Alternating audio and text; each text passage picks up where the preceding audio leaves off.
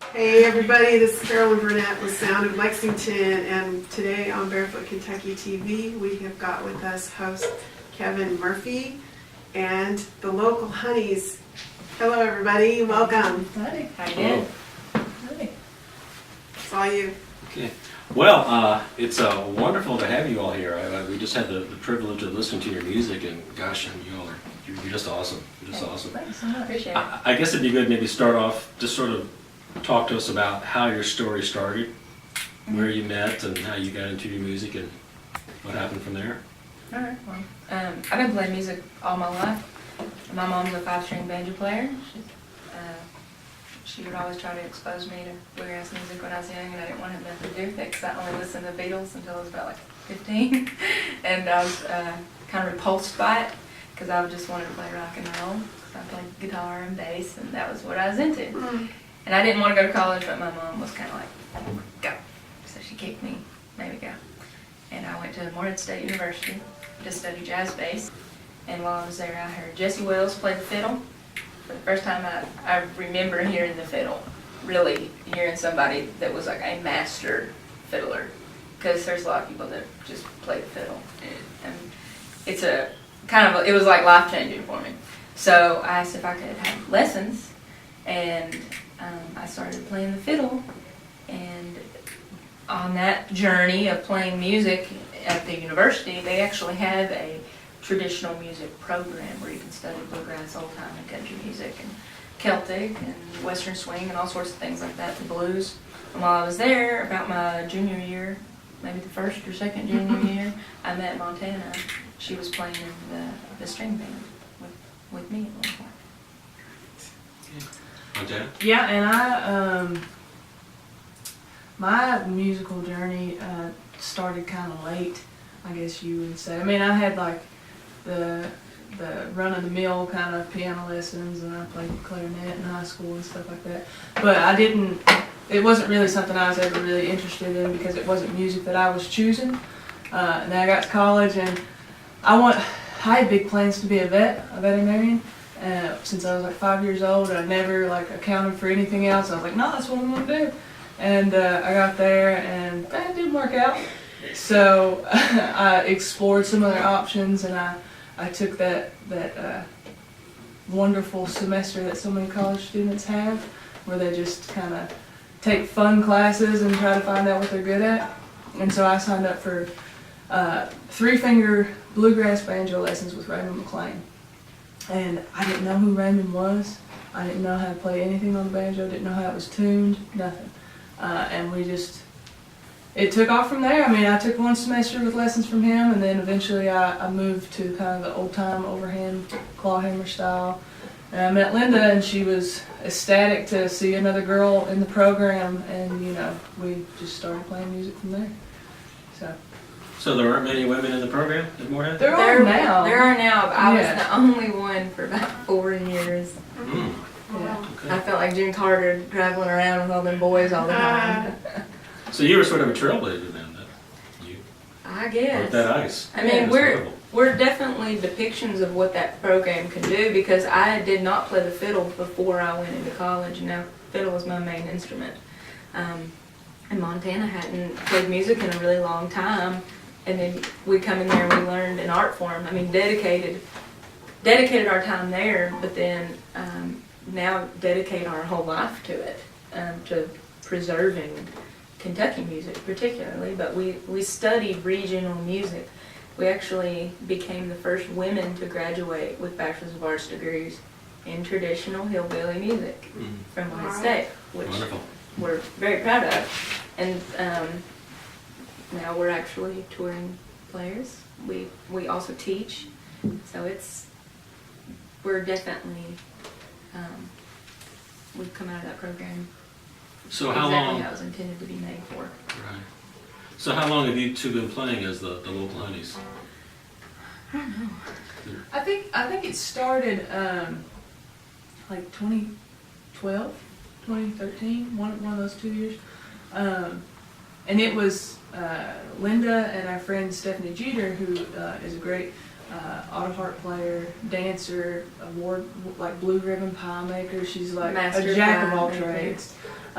She's a great friend, and her and Linda they formed the local Honeys, and they were just playing like kind of farmers markets and stuff like that, and local gigs around here in Lexington.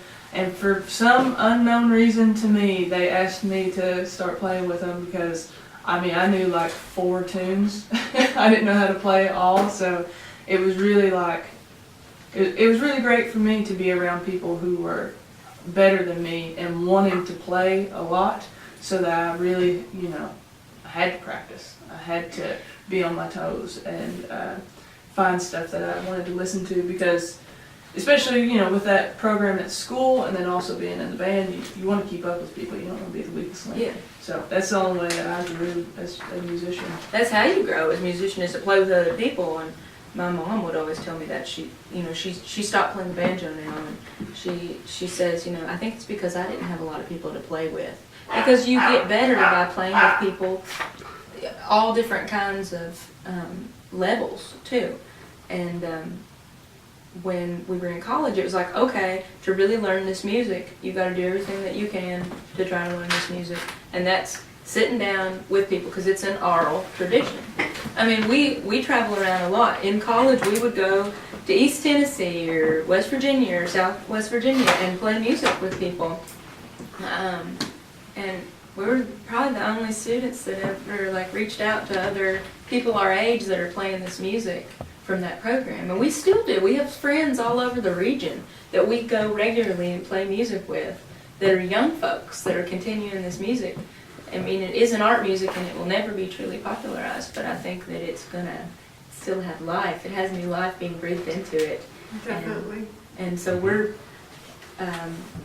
we continue that. We love to, I mean, playing music for yourself is really healing and empowering, but playing music with other people is an experience.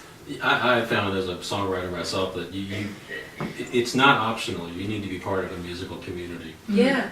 For one thing, it gives you a sense of competition to some extent isn't a bad thing at all. You hear somebody who's better than you, and like you were saying, Montana, it makes you want to get better. Right. Yeah. But there's also the part about sort of restoring your soul, Yeah. keeping that love of music in yourself. And to do that, I have found anyway, that you need to be part of a community. Yeah. Yeah. And you can I love having friends of all ages. I have lots of little students that I teach, lots of little kids that are in our community, every age group. I have so many friends. We have so many friends. We're a huge part of the old time music community in Kentucky. We attend the big camp that's every year. It's called Cowan Creek Mountain Music School, and it's for all ages. And that's like the week where our community really truly gets together. We have an old time community in Louisville, kind of in the Lexington area, some, and then in Eastern Kentucky, and we all get together and play music. Now, Cowan Creek, isn't that in Letcher County? Yeah. Okay, every summer, every June, I believe. Yep. Yeah. It's the 3rd week of June. This year it's the 18th through the 23rd. That sounds really great. We started just about 2 weeks ago, the Song Farmers of Lexington here at the studio. We'll be playing bluegrass, and it's affiliated with Wood Songs. Yeah. And so we were kind of curious though about the Cole song, if you could tell us a little bit more about that, the Cigarette trees. Yeah. cigarette trees. Yeah, I'm just a very sarcastic person. And we were listening to a lot of protest music at that time, and that was a song that I just sat down and wrote one night.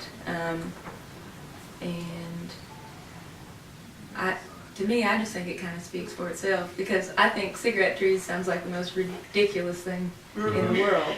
I think strip mining is the most ridiculous thing in the world. But Montana and I, we play that song out because we're friends of coal, we're friends of mountains, we're friends of miners. But we play that song out of respect for all 3 of those aspects of, livelihood. But it's just a really aggravating thing. Yeah, well, and the thing, you all played that song just a little while ago, and it's a very powerful song. And congratulations to you all. I mean, it's an original work of your all's.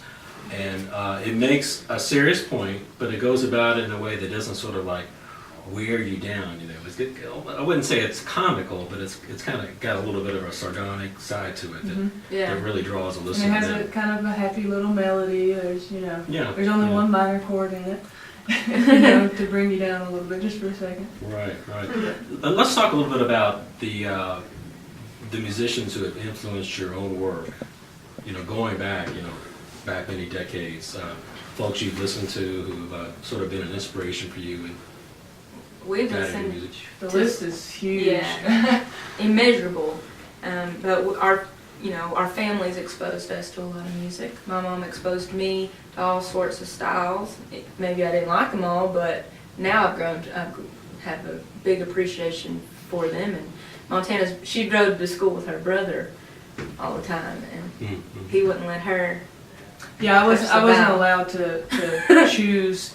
That's going back to what I was saying. I finally found this music, and it's the music that I found for myself. I mean, it was influenced by other people, but I didn't have the right to choose what we listened to in the vehicle at home or anything like that. So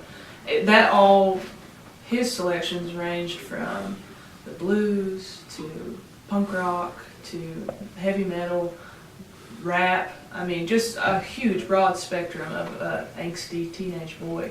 And I just kind of latched onto that too, so I still kind of have angsty teenage boy taste in music at times. Yeah. Well, I listened to one of your YouTube performances, and you mentioned somebody named Cousin Emma.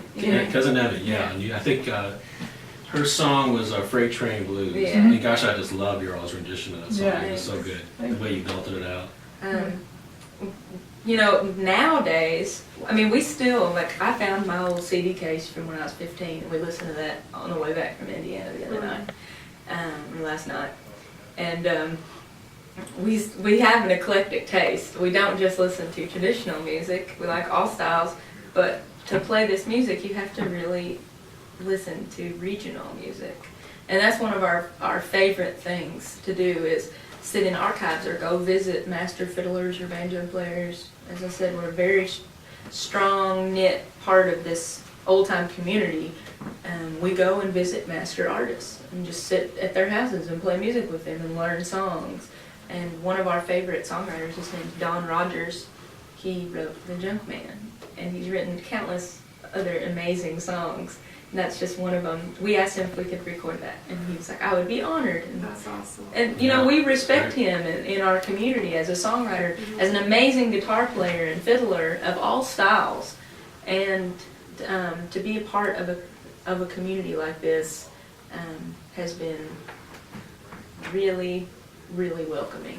Now, what is his name again? His name's Don Rogers. He's from Bath County, Kentucky. Don Rogers from Bath County, Kentucky. So if we key in his name on, let's say, YouTube, then something will probably come up, I imagine. Probably, Good luck, maybe. Yeah. Good luck. He's in a holler. Okay. We have heard some of his music with the Kentucky Wild Horse.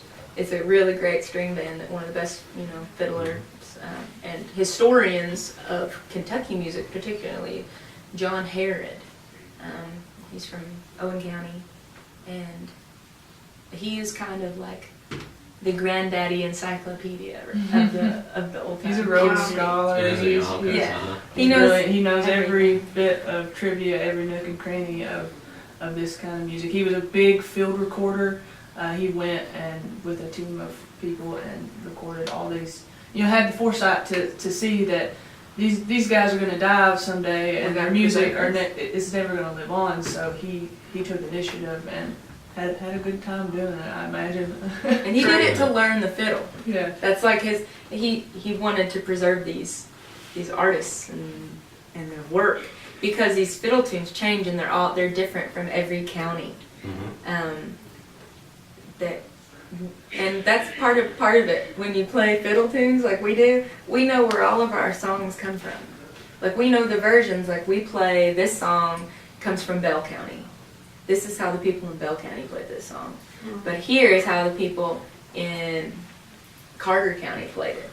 Things like that. We have sources for all of these, and we're just big listeners. I think when you do traditional music like you all do, it's almost inevitable you're going to become not just a musician, but sort of a musicologist as well. Mm-hmm. Yeah. You're going to have to study that music. know all the variations, just like you were saying. Yeah, we love history. My granddad loved to read and he loved history, and I think I must have got that from it because I love being a part of an archive. When we were at Moorhead, I worked in the traditional music archives, and Montana was in there every day.